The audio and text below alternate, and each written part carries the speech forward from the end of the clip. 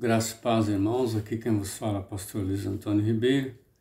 Vamos para mais um estudo da IBD. Vamos estar iniciando hoje a IBD 1 do quarto trimestre. E estaremos estudando o livro de Isaías, o profeta Isaías, né? Seu ofício, pessoa e contexto. Vamos ler o texto áureo da lição, Isaías 6, capítulo 6, versículo 5, que diz assim: Então eu disse, ai de mim, estou perdido, porque sou homem de lábios impuros e habito no meio de um povo de lábios impuros, e os meus olhos viram o Rei, o Senhor dos Exércitos. Vamos orar agradecendo a Deus por esse estudo. Amado Deus, maravilhoso Pai Celestial, obrigado, Deus, por mais essa oportunidade.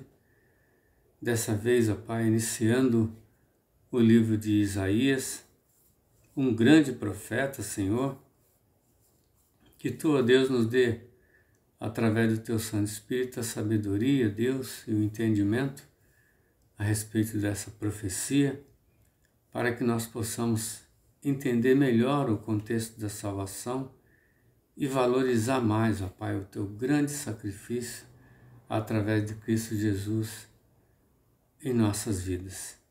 Assim nós Te agradecemos, em nome de Jesus. Amém. Muito bem, amados. Isaías foi um cronista do rei Uzias, escrevia as crônicas reais para o rei.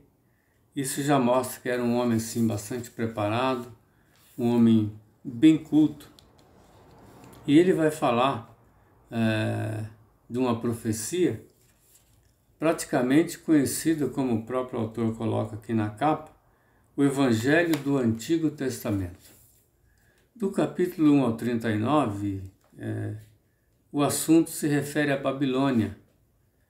Do capítulo 40 a 55 ao pós-exílio, e de 56 a 66 se referindo a Jerusalém.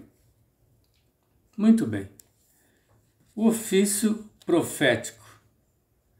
O autor aqui ele fala que o ofício profético remonta desde a época de Gênesis 20, verso 7, quando ele se refere ao sonho do rei Abimeleque em relação a Sara. Quando ele tem um sonho e Deus fala, devolve a mulher desse homem, porque ele é profeta, se referindo a Abraão. Então a gente vê que isso retrata a época dos patriarcas. Do ponto de vista filológico, da filologia, que é o estudo das escritas antigas, ele inicia aqui traduzindo o termo profeta no hebraico pela palavra nabi.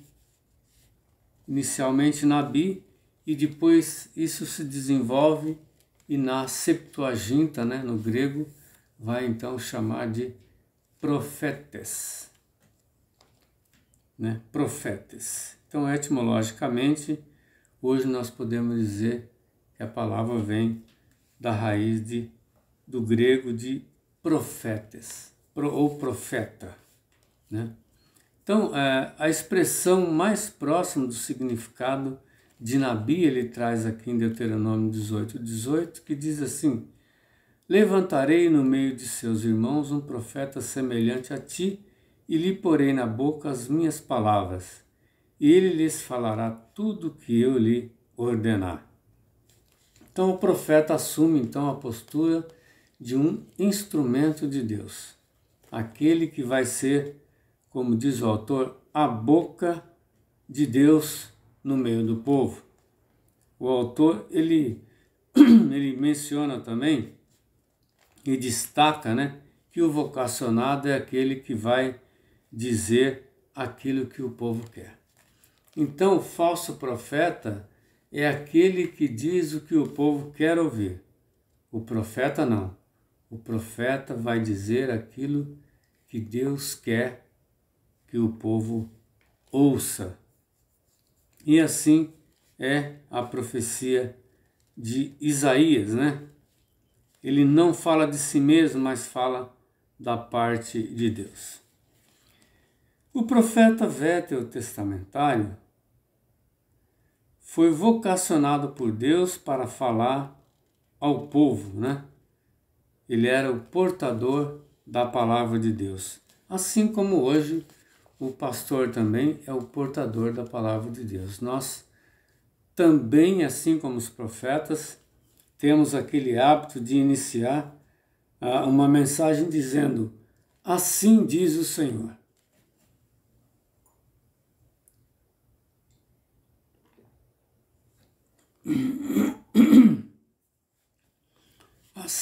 Assim diz o Senhor, né?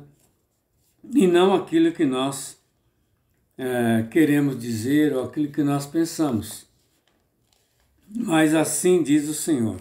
Lê o texto, assim diz o Senhor, lê o texto e aí a gente vai interpretar aquilo que Deus quer que nós falamos.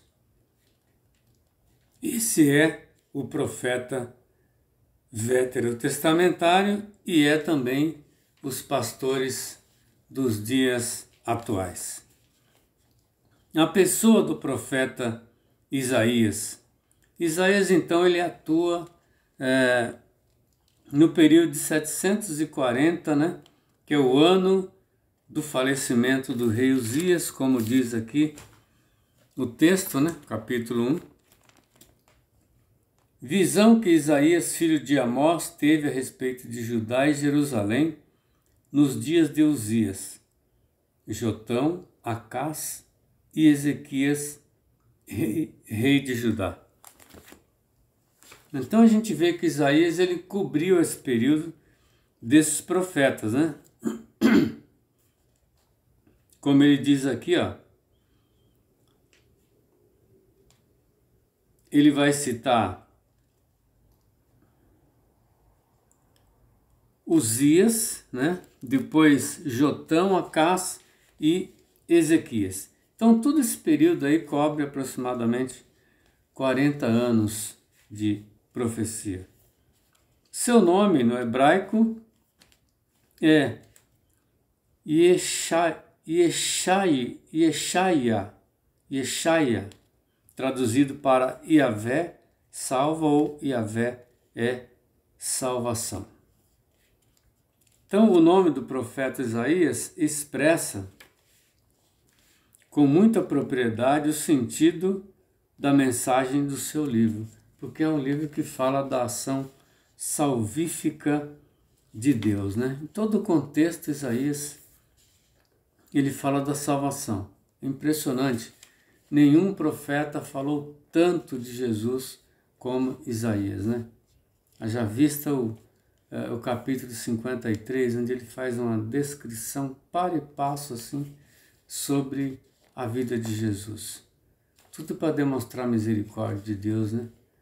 Deus assim, como se estivesse preparando 500 anos antes um povo para que entendesse sobre o Messias que viria. E mesmo assim eles não entenderam e não aceitaram, né? A tradição judaica considera que o profeta Isaías mantinha uma estreita relação com a corte em Jerusalém. Então era um homem bem relacionado com a corte em Jerusalém, né? Ele era primo do rei Uzias e o fato dele escrever para o rei, né, as crônicas. Então ele era bem quisto ali, era bem relacionado. Então o autor até coloca que indica que ele ministrou como uma espécie de capelão na corte real. Ou seja, ele fazia sua estada, sua moradia ali na corte real, né, de Jerusalém. Aí ele fala, Uzias, 1 ano. Jotão, ele cobriu 5 anos. Acás 16 anos, Ezequias 20 anos e Manassés 18 anos, perfazendo um período de aproximadamente 60 anos desses governos, né? Mas então Ezequias cobriu de todo esse período 40 anos aproximadamente. Então, amados, um homem que realmente teve uma grande participação, né, na vida do povo de Deus, né? Então, poucos, como diz o autor, poucos personagens da história de Israel possuem tamanha importância no profetismo bíblico como Isaías possui, né? E aí ele volta àquela fala que nós já falamos, né? Que é aquela fórmula de estabelecer o seu discurso, né? Que é assim fala o Senhor. Quer dizer, assim fala o Senhor e não Isaías, né? Assim ele, com esse mote, assim fala o Senhor, Isaías então mantém o quê? A fidelidade a Deus, né? Mantém aquela responsabilidade de cumprir cabalmente aquilo que Deus mandava ele realizar como profeta, como vocacionado. Vejamos agora o contexto do profeta.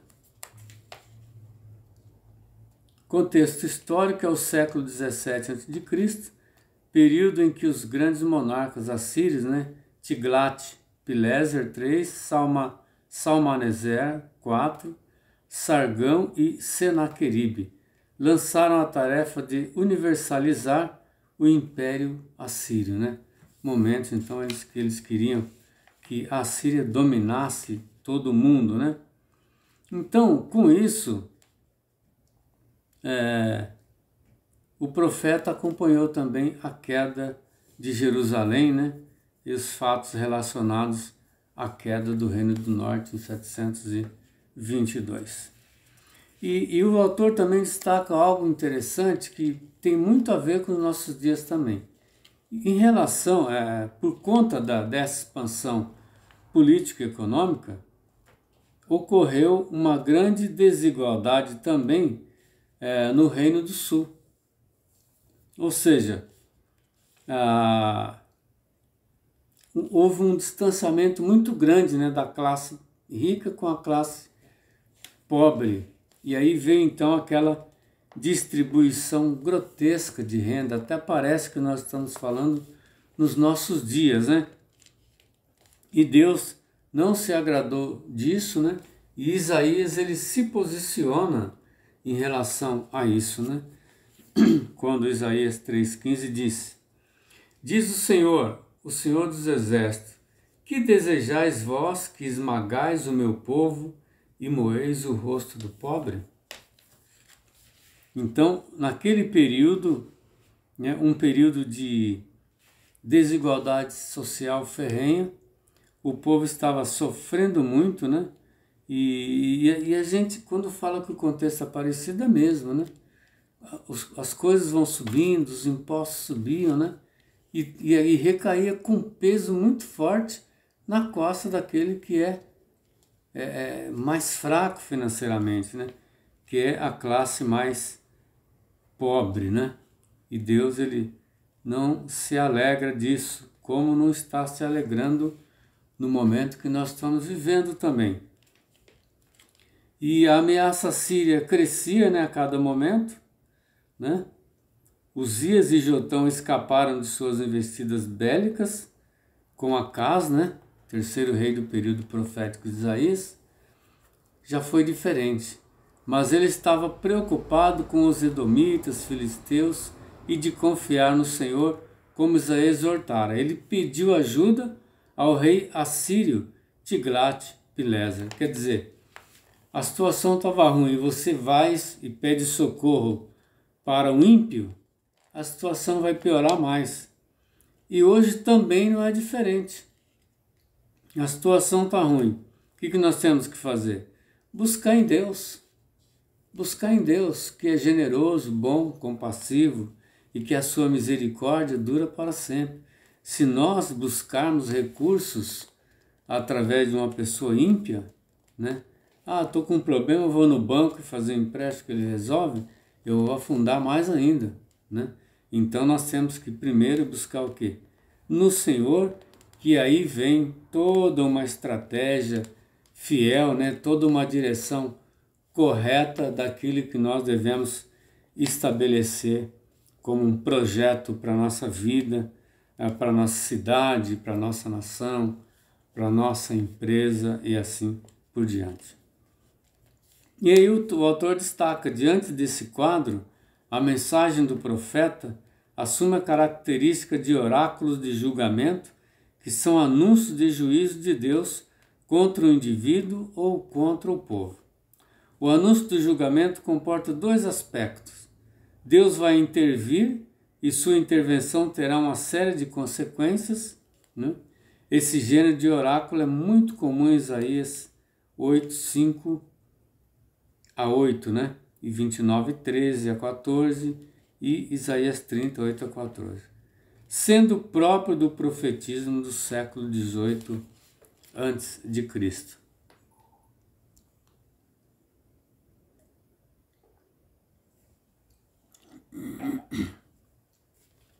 E agora, o autor vai falar também a mensagem que permanece.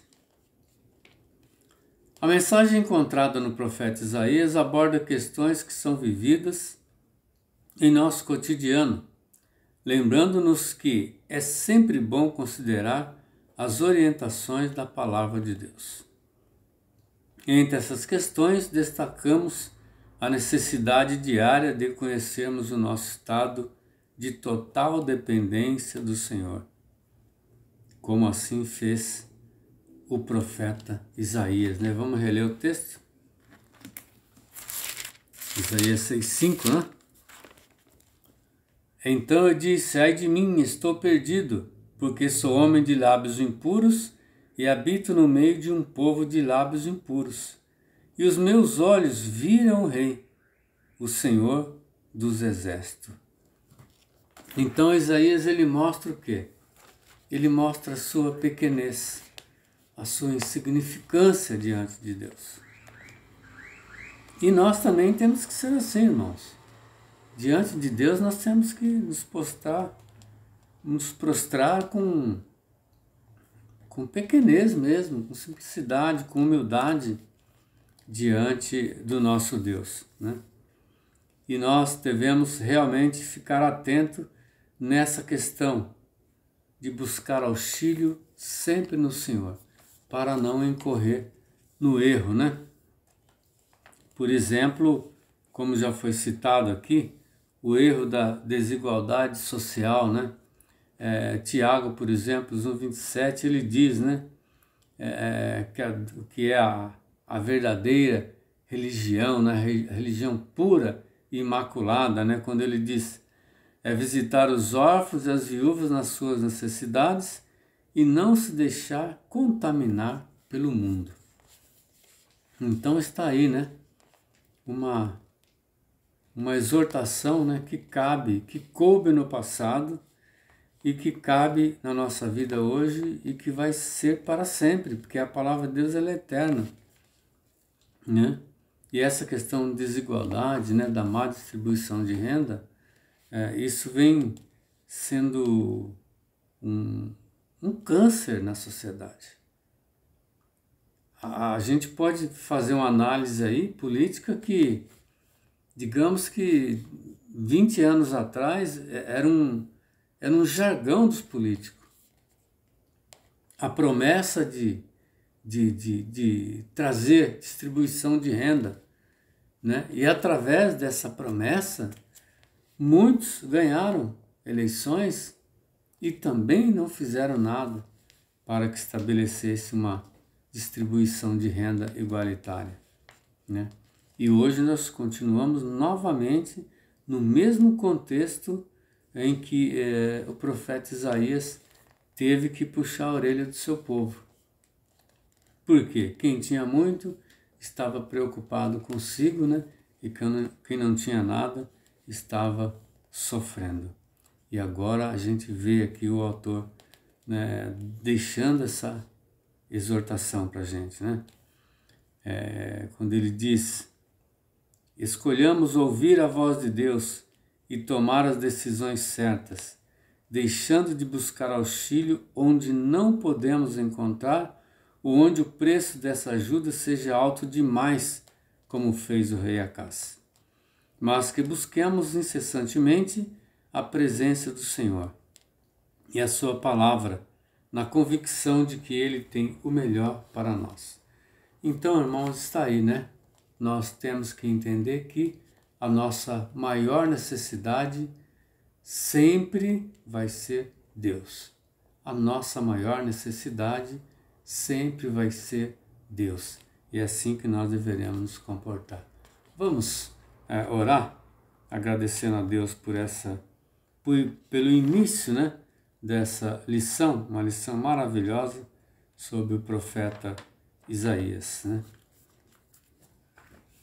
Amado Deus, maravilhoso Pai Celestial, obrigado, Deus, por essa lição.